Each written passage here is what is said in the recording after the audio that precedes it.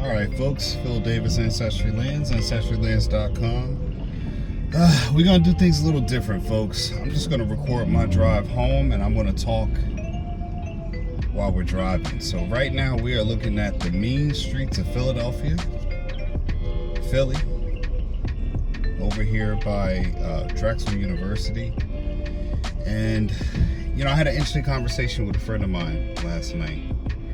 And it came off the heels of, you know, building. And many people might have seen this from, you know, watching and following me. You know, this world that we live in now is full of people who want quick success. They want, you know, get it now. And that's cool when you're ordering from Amazon. It really is. It's super cool.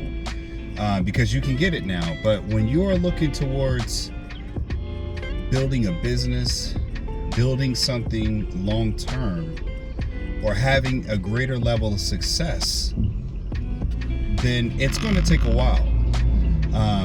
If you look at the great people as an analogy of sports players, no one's greatness was achieved overnight. No one person's greatness was achieved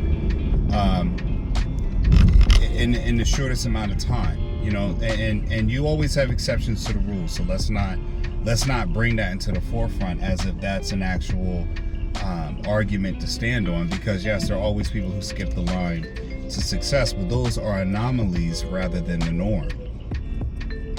And I teach my kids the same philosophy, is that when you're looking to build true success, long-lasting success, it's a house that is built brick by brick.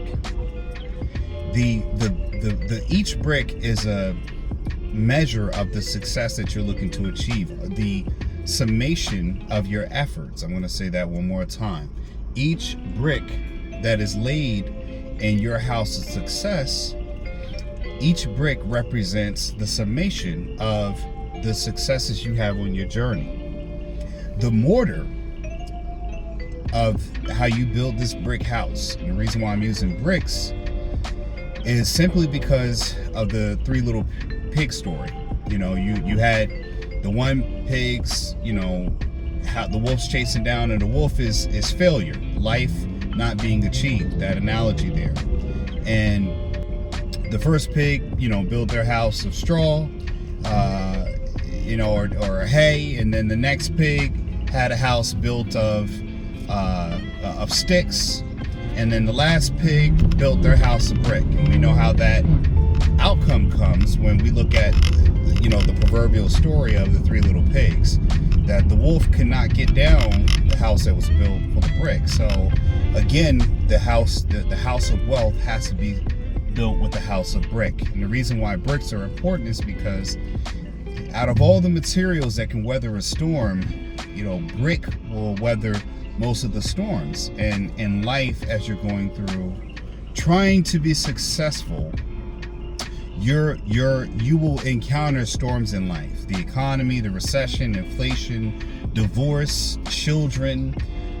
You will be met with a lot of storms in your life, both big and small, that represent, you know, weathering, and weathering in the form of like rain with over stone. You know, it carves out mountains and everything else over time. You will be weathered, just like the Great Sphinx. So in that mortar, what you use to bind the cement to make your house strong, is a labor of your effort. Don Coombs, who I've had on the show many a time, he talked about the measure of discipline. Well, your measure of discipline is the mixture of mortar that you use in order to make sure that you have a strong enough bond between brick to brick to weather each storm as it comes. So when you're building this, you're going to be met with a lot of days that your stuff is tested. I'm hoping you're going to let me in here, lady. Sorry, I'm going to ad-lib a little bit because I am driving. I am on the highway here. I do have traffic. My usual ride home to see my family is going to be filled with traffic. Every day is freaking traffic and traffic and traffic. So let's go back to this measure, the house of success and where it lies. You are its architect, its engineer. You are the construction worker. You are the laborer, and all things that will dedicate this house of success, of wealth, of legacy will be built upon your efforts. So I want you to understand that's what it's going to take. It is a slow build, brick by brick. And I tell my kids that because even my wife, I wrote a book. Well, how much is the book sold? How much has the book made? And the book hasn't even been out a year. Everyone is suspecting bestseller status, whenever you write a book. But again, I'm just some guy who grew up in South Jersey, born in Virginia, went to college in New York. I'm a nurse by trade. I never had plans of becoming an author. Let me change this right now. So as you can see, folks, we're driving right now on 76, right into the heart, or in Pennsylvania. And again, when my wife has said that to me, well, you haven't, made a whole bunch of money selling your book, and I haven't made best-selling author New York Times money. No, absolutely not. But the book is selling. But again, it wasn't meant for me to go up to be a bestseller. I never claimed to have been an author. I just became one through my motivation, through my brick and mortar mindset building. That my book, was a brick or a layer of brick. Sometimes your measure of success can actually be a complete layer, a whole level of brick, depending on the type of brick you're using. The measure, each brick can also be that the culmination of the results of some success that you're having. But sometimes some events can be an actual whole layer. It does not one brick, it can be a layer of brick. So again, follow with my analogy again. So the point being is that the book was meant to be more of a layer, a period that can continuously hold when the weathering comes, and my wife, bless her heart, she doesn't have the wealth mindset of understanding wealth being or longevity in anything, because it doesn't always have to be wealth. It could just be longevity, success and longevity through over time. The book, the rights to the book, making money is over time. I've already written a book. It will continuously sell. If it sells one copy a month, well, shoot, in 100 years, that's what it's 12,000 copies. You understand? So it's, again, you're looking at how that matriculates over time. It builds on itself. And if you were to do that, if you were to write 1,000 books, let's say 1,000 books, and you had one copy sold, each month, well, you still got 1,000 sales, right? So it was adding something of value. And then also you have to consider that not all victories or levels of success are made with monetary gain in mind. I'm gonna repeat that one more time. Not all success is built with a monetary gain in mind.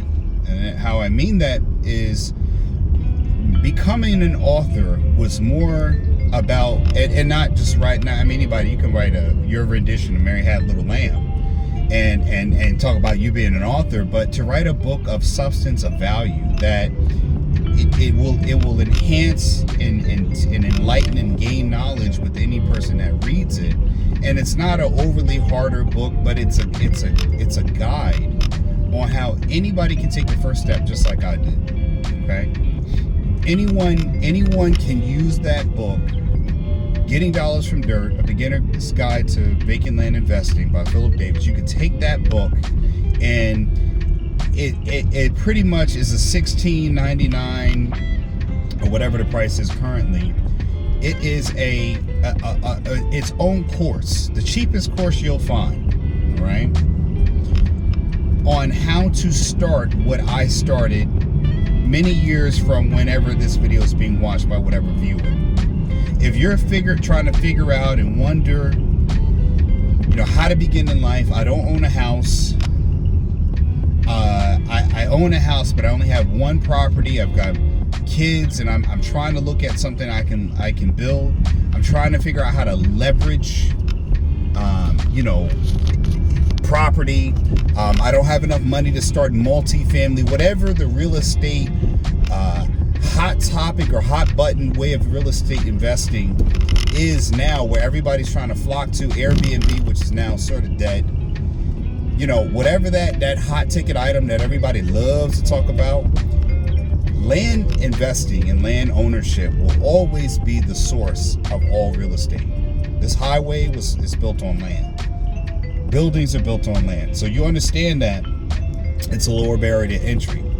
And if you get real high level with it, which I do talk about in many videos, is that when I started out my land investing and I went to go look for a mortgage, I had not catapulted into the success into Ancestry lands in which it might have come on your radar.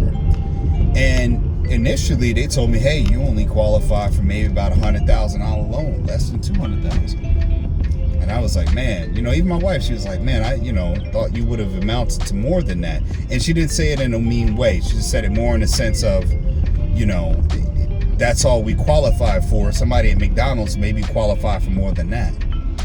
And when I looked at her, I said, yeah, but that's just today. It's a start, and I have income I'm building here. I'm only in year 2 or 3 of doing this land business. And if you look at the statistics, most businesses don't last 5 years, let alone make money. I was making money year 1. So again, when I look at this, I'm like, all right. So fast forward, the business is doing well. You've seen me at Melanin Market. You see me on podcasts. I've done my own podcasts. I've met with people on TV shows, other authors. As my network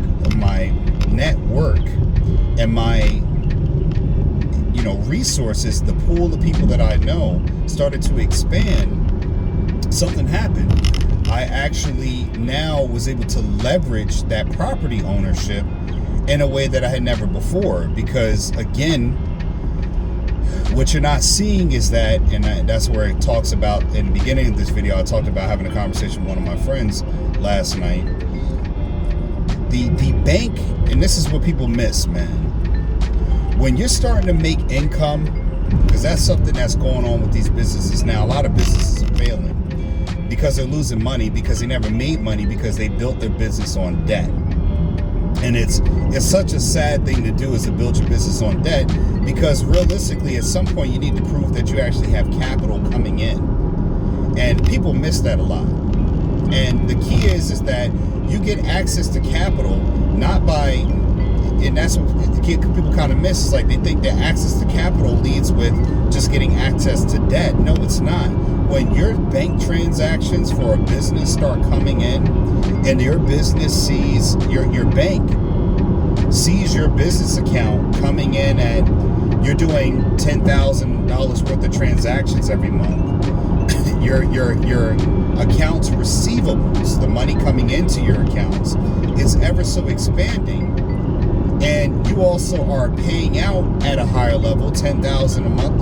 Let's say you got $15,000 coming in for account receivables, and then you have $10,000 coming out, and you're leading over a profit of that, and they see that keep gradually rising up and continuously rising up. Well, guess what? You're actually going to start seeing you get access to more capital.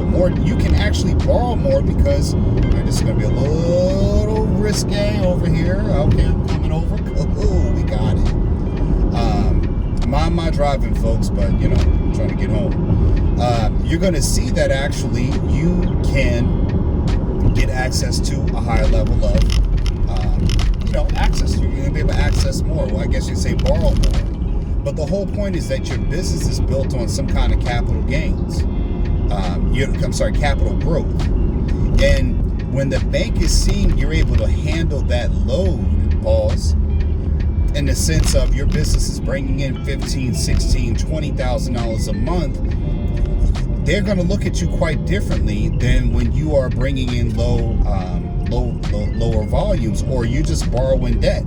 You're constantly paying back minimum payments on loans. But when you have a loan, and because your account receivables, the money that you have coming in is so high, and you're able to pay those loans off very quickly, it gives you more access to capital that you can leverage. And also, when you can stretch yourself by leveraging properties that you have available, because now the algorithm of a bank, they're and this is not financial advice at all, this is just what I'm experiencing. When they start looking at your accounts, looking at your account activity, your account standings, they will assess you as a client. So when you're starting out and you're starting to make some money, the first thing people want to do is go and borrow. I didn't do that. I'm working a nursing job to help pay for and fund my business. Now, everybody wants to go up and be Bill Gates and get into a Lexus or whatever else kind of fancy car and start showing up and showing out, but you're not actually building your business with a good foundation. That's the straw hat kind of mentality, where you're building, crappy material. Now you're the first and second little piggy. You're building out of straw and plywood. You're not building with bricks. So I say that again because most people miss it, because we're again in this on-demand society. We get our products on demand. Amazon comes in overnight. So your mindset is being trained to get on-demand success. And that's not how success is done. That's one thing that most of us will have to deal as a reality, just like we do with gravity. Gravity's a reality. You jump out of a building, you might be able to survive, but rarely do people survive jumping out of a building high enough. You always got that one, but you got that 1% of that slim chance, but I don't bet on slim chances. I bet on what is pretty much the average of the norm. So again, you're not going back to it, you're not building a relationship where, especially if you're doing online transactions, they're not an algorithm. Just like many algorithms, the bank has an algorithm where they read and detect bank history, bank behavior.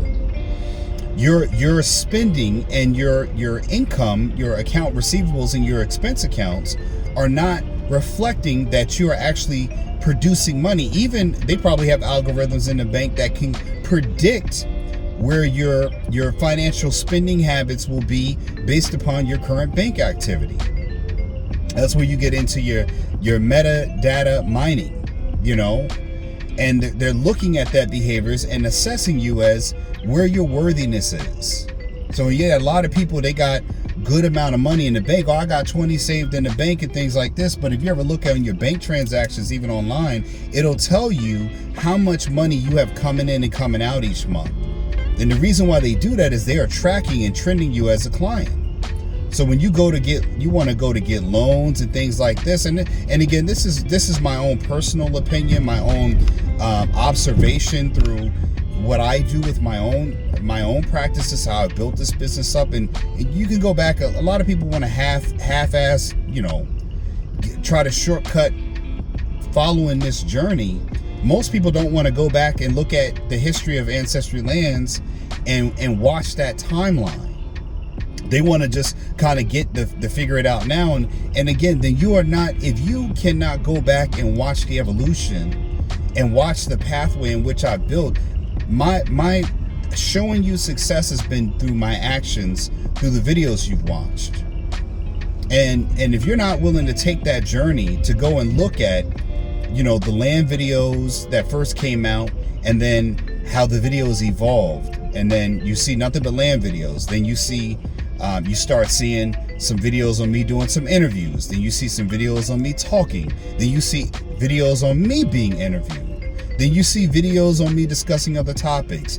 Then I was doing some travel videos, then I'm doing videos like I'm doing now, where I'm gonna let you sit in traffic and watch all these cars like I do, and you'll listen to me talk. And that is the timeline of how it continuously evolves. And the information that I'm giving you is the blueprint, or again, in the building sense, because it relates to land, the blueprint or the specs on how to build a property just like mine, which is Ancestry Land's the model. And again, it's not just about being a land as a vehicle. My process would have been very similar when I'm in other businesses as well, because again, it's the behavior that makes you successful, not necessarily the avenue. And when I say that, I mean that, you could be selling socks, but if you have the behaviors of someone who's looking to build successfully, more than likely you'll get that outcome. Because it's not just about the product you sell, because many products that are not maybe, I wouldn't say they're always the most popular products, but again, the behaviors are what lead to being successful. You have a lot of people talking about reading books, educating yourself. Yeah, all those things do matter. So again, your behaviors stems from your mindset. It really does. And once you're looking to build brick by brick like that, and you're using good mortar in the form of your habits, your consistency, your due diligence, your way to apply yourself and expand yourself, well, guess what? That gives you more supply to be able to build larger. The house becomes bigger. You're able to use better material and even improve where your foundation might have been a certain type of brick. You're able to call in and use better material. You're able to use better mortar. As you get more successful, your resources will make it stronger. Like the inventory you use a better wood, you use better nail, you use better mortar, you use better cement, mixing everything. All your equipment becomes better in quality too as well. It's not just the brick that you're using in the measure of success. You're having bank, you leveraging a bank is again the equipment being better at this point. So you go back to a bank and they're going to look and evaluate your financial behaviors. So when you're building, they're looking at your account inflow and outflow. And that's a lot of time where people go in and make this mistake with business credit. And again, that's one of the things that I have a problem with, because a lot of people have this mindset, I'm going to go get some business credit, right? And because they're still in a smaller mindset, a smaller, cheaper product, if you will, in their building materials and the way that they're looking to build their business, their house is going to be built with straw at first, and they never upgrade to the second piggy, with I'm going to use just plywood, because every story about Three Little Pigs changes, and they haven't got to brick yet. They're going to sit here and build it with I'm going to build not straw, I'm going to build with plywood or cardboard, right? Because it's not straw, at least. So they're going to go in and say, well, I'm going to go get a business credit card, right? And I'm going to just make these micro purchases, right? To build my business credit up, right? Okay, good. So you go in, you spend gas, you take a client out to dinner, and you spend $100, you pay it off. Okay, good. And again, that's good if you're doing it initially, but again, that's not really a brick that is going to really hold up. You're not going to get a layer out of that, all right? You might get one brick, but in order to complete a level, to make the wall of a one-story wall of a house, you're gonna need a whole lot more bricks than that, and that ain't gonna cut it. That one little brick, or you getting a credit card and spending that $100 payment, that ain't gonna help you, not one bit. In fact, you're doing yourself a damn disservice, because that kind of habit, again, what are your spending habits? The people who have access to large amounts of credit have spending habits and payoff habits that equate to the balances that they hold, right? So you're going to go get your business credit card, and what do you get approved for? A low ass number, right? You get like 10,000, maybe 5,000, right? And what do? You're not, because you're invested in getting debt and solely charging and not having the cash or capital to properly fund your business, you're going to sit here and build your business by just getting on debt. You're not going to do where you're going to work in your primary job or work extra and save the money to give your business the proper funding. You're not going to do that. You're going to try to just get a credit and go ahead and get all these materials. You're going to go big and go home, not or home. You're going to go big and go home, because you're over leveraging yourself. And again, I'm really going to say that I think a lot of businesses need to operate where you've got the capital to be able to leverage the loans and the debt that you're going to use. It really starts with capital. Some way to pay back that money on that debt, and or to be able to properly fund your business, so your business has the exchange, the income, the account receiving money, and the account spending money. There needs to be an equivalent exchange where you can show that your business is making money and spending money, buying or accumulate, or I would say able to have debt and able to pay off debt, right? Because I mean, who cares about having debt? The bank wants to give you debt so you can pay the bank back with interest. And if you're not able to kind of be of value to the bank, there's really no point in having you as a client. Or you could stay on a low volume number. So you kind of cut your nose to spite your face in that aspect. So you're again taking the low value, the lower measure, and because your capital is not right. Okay?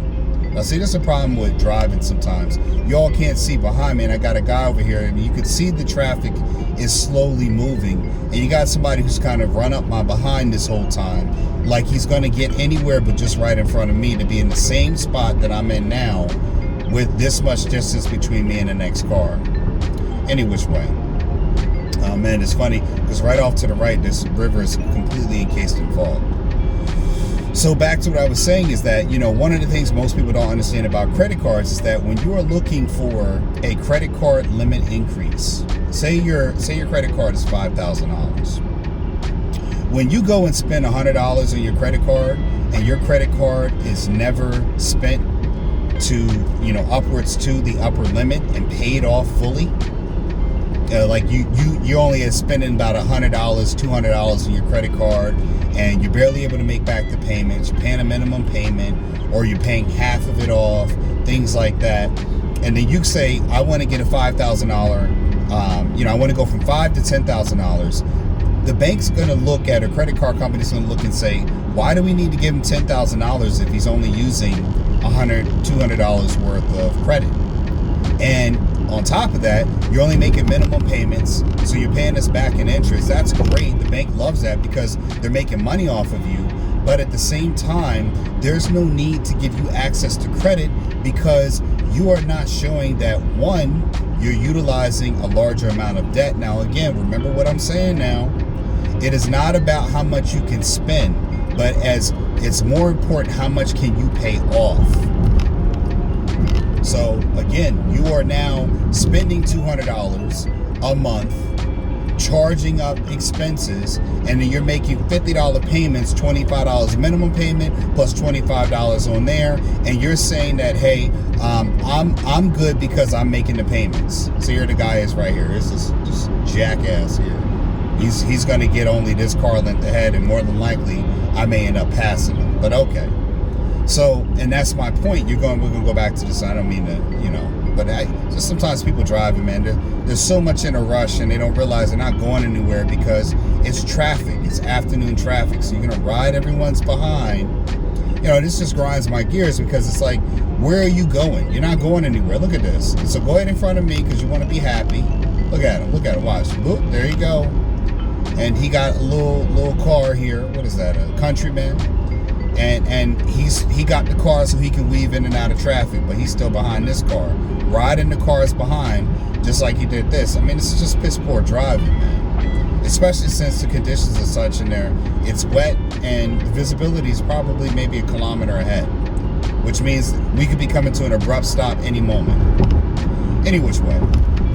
So, and honestly, people, this is a lesson on how not to drive. Could you see how close to? I don't know if you can see it, but you might be able to see it there. You know, he's not even being able to give himself enough reaction time to stop, let alone the car is coming behind him. So whatever. So any which way, you're now going to go and not utilize, you know, if you look at the $5,000 limit, why would they increase your limit then? Why? Why would they do that? They would not increase your limit because you're not really utilizing a lot of debt. You don't need it.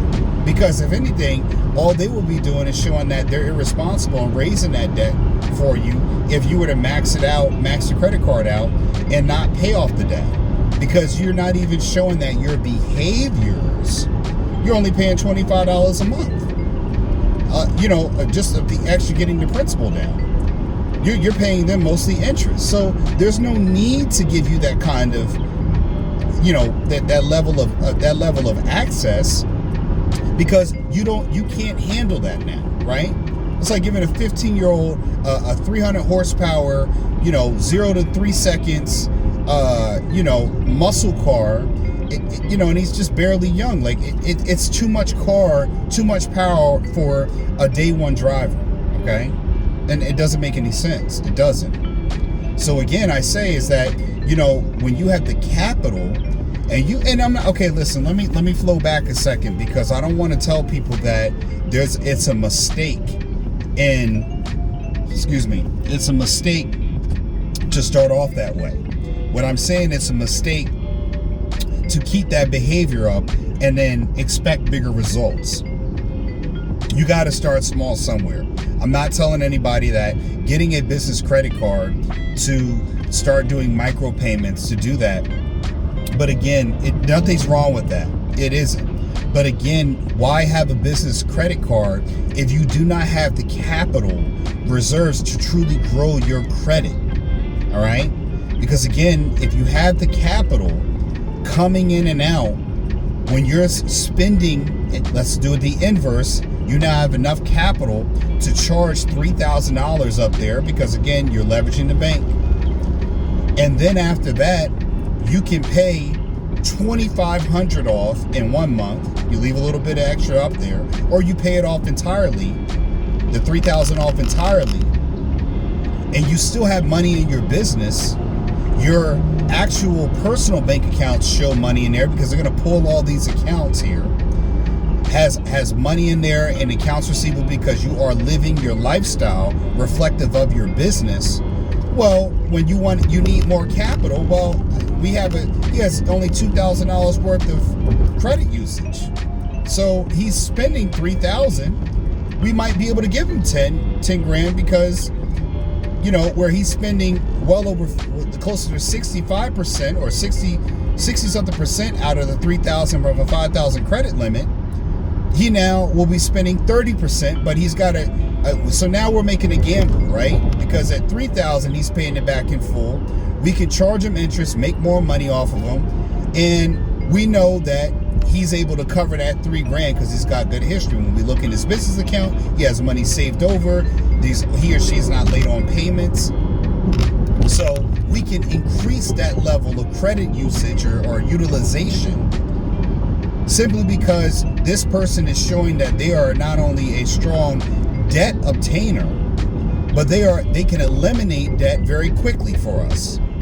So we're not having delinquent accounts that we got to worry about now with someone who's a good spender on us. That's the difference in high level debt versus low level debt. So again, you're going to spend these microtransactions because you don't have the capital to become a person that can literally increase your bank accounts, your business line of credit, and your business credit card. You can't increase those accounts because your capital is not in order. You don't have enough seed money coming in to support you being a bigger spender, a bigger debt utilizer. Because that's what you're doing, utilizing debt. And that's the problem. A lot of people are being trained to take on debt with no real beneficial outcome. You see that now with the way things are going in the economy. A lot of people are just taking on debt to take on debt. And the reason why the credit cards accounts are becoming more and more delinquent is because people do not have the capital for the purchases they're making.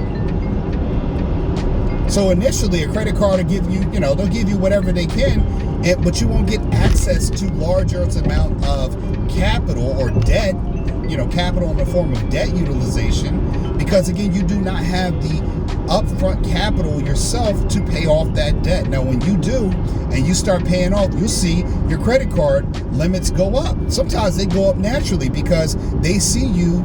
Oh man, they're starting their financial habits is supporting that their life is growing. They're making more money, or their bills are coming in, becoming higher. Your bills are about $5,000 a month on credit. and you're paying it off consistently, your balances are low, below whatever threshold the credit card or bank has, and also you're keeping yourself in a high volume state where you now can increase those limits. And it works the same way with the bank, because they're going to pull all that history together. So now when you start moving to that area, you now become the third little piggy with the brick house. So now your business is solid. You now have a DUNS number. You now have access to business line of credit. You now have less access to cash advances. And again, you are using these things in a mature and wise way with a strategy to continuously build. So every time you're using that, there is a purpose behind why that charge is happening. It's a strategy, right? If the third little piggy didn't build his house out of brick and it only fit one piggy in there, he made sure that he had room and a chimney and all the provisions to be safe. And then what ended up happening, if you look at it, the other two little piggies came to stay. And I mean, the way the story really goes, the other little piggies came to stay at the third little piggy's house, the last brother. So, and again, we're talking in that same metaphor to help get you to understand how you build yourself with a brick house. If anyone knows, we're right now on Lancaster Avenue. We're in the area of Villanova University. So far we come from Philly. So, going back to it is that you're now able to get yourself up to higher levels. And that's where you start to become a smaller fish in a bigger pond. You're no longer in the tadpole and the minnows where you are, swimming in with all the other small fish. And again, what you now have is the opportunity, the pathway to really start to put some deeper roots in, to stretch out and become a bigger fish now. Because your success now was made with bricks, and you've now built layers on this house, correct? That now has good mortar, has better material, better building material. Better workers to lay down the brick, better workers or better tools to spread the mortar evenly, better mixing materials for the mortar, better hardware equipment. All the things you do to build this house now are better in the sense of you have better equipment. You now are not, you have the lower value equipment. You now are building up better. So when the bank comes in to give you this leverage, when you're leveraging that, you're going to get all the higher level, the lower interest rates, because again, your house is being made out of brick. Your success is coming out of brick. Your company's name is Googleable. You can find you on YouTube. Your social rating is high. You can find you everywhere. And again, it's not booty shaking, look at me videos. It's going to give you access to that. That gives you access. Look at this freaking bus here. Look at this shit here. Goodness gracious. You got a bus, not a, oh gosh, okay. It's a bus, not a Buick. So, any which way, I'm saying that again, folks, that to get you to understand the mindset of at least how I've gotten this far. And again, this is something I'm going to leave for my children. And so, I was going to say that because when I went now after a few years to go talk to mortgage and lending, when they were looking at my bank house, because anybody don't know, if you go get a house, they're going to pull your bank records at all. And they're not just looking for deposits in your bank right now. They're looking and trending with these algorithms, the AIs. The AI is going to look at the money coming in and money coming out of your account, what your actual average monthly savings are in both your checking and savings, and what that behavior looks like. And they're going to assess which piggy that you fall into: straw, cardboard, or brick, or straw, wood, or brick, because I think wood's going to be a little stronger than straw. So again, you're going to be assessed that way. And when you're assessed that way, they're going to look and say, well, here's how much we can give you safely, understanding that. Now, when I got the next time around in a few short years, my number looked way, way higher. And I looked to my wife and I said, again, this is because you were thinking like straw or wood, but this is brick. It takes time. And anybody knows anything about brick, it takes the more time goes on, the more mortar gets stronger. You know, you look at the Roman Colosseums, you'll see that Roman Colosseums, some of those buildings have been around. The old ancient Roman Colosseum, they've been around for thousands of years. Why? Because over time, with the materials, they last longer than what we have today because of the materials, and over time it got stronger. Well, that's the same way that works with this. Over time, these bricks and the cement and mortar, they get stronger over time. You know, wood will degrade over time. Straw or hay will degrade over time. It breaks down. But with that mortar, it mixes in further and further, and it becomes a stronger bond. It can take more weight. It can take more weathering. And the degrade or the weathering down when these storms come, and you got to take this weathering in life, like we're going through now in these economies, you're prepared for the weather. You're prepared for the weathering. Look at this dude right here, man. Talk about somebody bad driving. Woof. I mean, just for no reason, bro. So I say all of that, folks, to switch your mindset up, man. Follow me, you know, like, share, subscribe, man. This is the community that we're building. I'm doing these drives, man, these ride homes on the roads, show you the roads. Some people might just like watching traffic and stuff like that instead of my black behind. But at the same time, I wanted to say this because there's people all around the world looking for businesses, man, looking to build businesses. And we just passed by this business on the left. This used to be many stores and business closed down. That space is just now empty. And I'm saying this because I want y'all to understand that a lot of times you got to build a business brick by brick. And if you're looking for, I didn't have success right now, you're not thinking of the bricklayer. You're not trying to be a bricklayer. So you got to decide on which little piggy are you, man. Are you building straw? Or are you building out of wood? Or are you building out of brick? Which one are you doing? And my goal is to give you all these tips because these things do work. You got to get to the point. Your focus on getting to a business is getting your capital to the point where your expenses and your intake and your outtake of your business are at a high level in volume, but you can always cut your expenses and ride on your capital.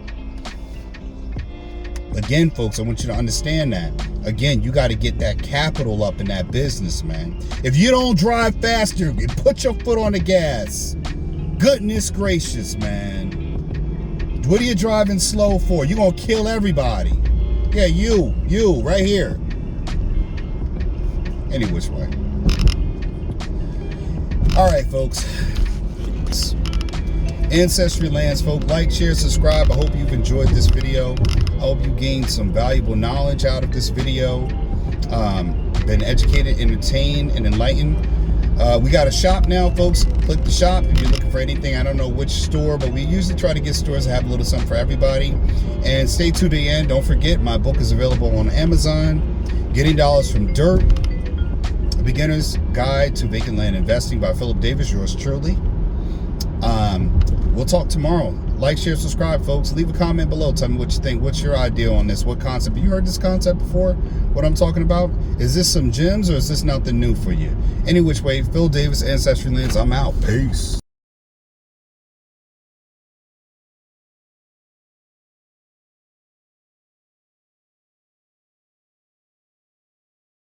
Are you confused with today's real estate market? With high interest rates and overpriced housing, it can be hard to find something to own at the right price. Available on Amazon, Getting Dollars from Dirt by author Philip H. Davis is a game-changing book that invites you to embark on a thrilling exploration of this often overlooked asset class. This book is your roadmap to unlocking the secrets of vacant land investment. Inside these pages, you will uncover the transformative power of vacant land as a wealth-building tool. Discover how to spot promising properties, assess their true value, and capitalize on market trends. From understanding zoning and permits to leveraging financing strategies, you'll gain the knowledge and confidence to make savvy investment decisions. With each page you turn, you'll gain a deeper understanding of the profound impact your investments can have on the world around you. Getting Dollars from Dirt is not just a guidebook, it's a call to action. Whether you're a seasoned investor or a curious novice, this book will empower you to tap into the immense potential of vacant land and embark on a journey toward financial freedom and a brighter future.